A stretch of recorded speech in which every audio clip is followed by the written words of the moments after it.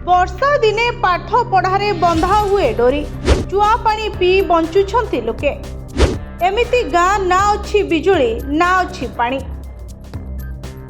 वर्षा दिने पाठ पढ़ारे एठारे बंधा हो जाए डोरी घर पाखकू पानी ट्याप जाइछि हेले 1.5 वर्ष हेबो बुंदाए भी पानी बाहरुनी चुआ पानी पी बंचुछंती लोके। स्वास्थ्य सेवा पाइबाकू हेले लोके खटिया किंबा भारर सहारा नहीं गाँ मुंडकू रोगी को बोहिकी आनिले जीवन बंचिबो कि जीव चिंता करबाकू पड़े। शिक्षा स्वास्थ्य गमनागमनर ए दृश्य कहूछि अंचलर केतेटा विकास होइछे।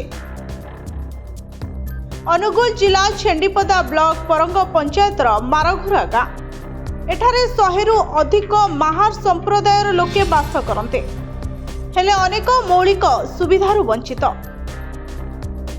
अगिको बैगण फिंगिला भली सरकार योजनारु किंचित सेमानक पाखरे पहुंचाई सरकारी बाबू चुप बसथिबा अभियोग करिसंती गाँ लोके।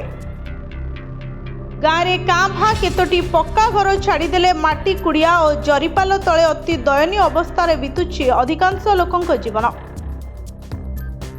ए सबु दुख को द्विगुणित करुछि गाँ आरंभरु थिबा मुटुकुरिया नाळ। गाँ विकास रे केवल जे बाधा साजिछि ताहा नुहे। गाँव रे अंगनबाड़ी कि स्कूल टीए नहीं पिला माने पाठ पढ़िबाकू गाँ पाख स्कूल को जिबाकू पड़े।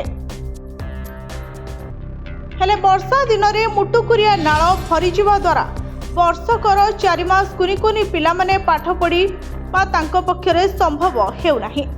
जोठी मुंड गुंजिबाकू पक्का घर स्वप्न पालटे सेठी शिक्षा कथा को पचारे बाकिए। जिलापाल कार्यालय ठारू मात्र 9 किलोमीटर सहर तली लोके एभली बसवास को देखी हजम करी हो नाही। समस्या सुनिले तुरंत एने वीडियो और जिला प्रशासन सह आलोचना करी समाधान पाई कहिसंते। ब्यूरो रिपोर्ट जनता टीवी।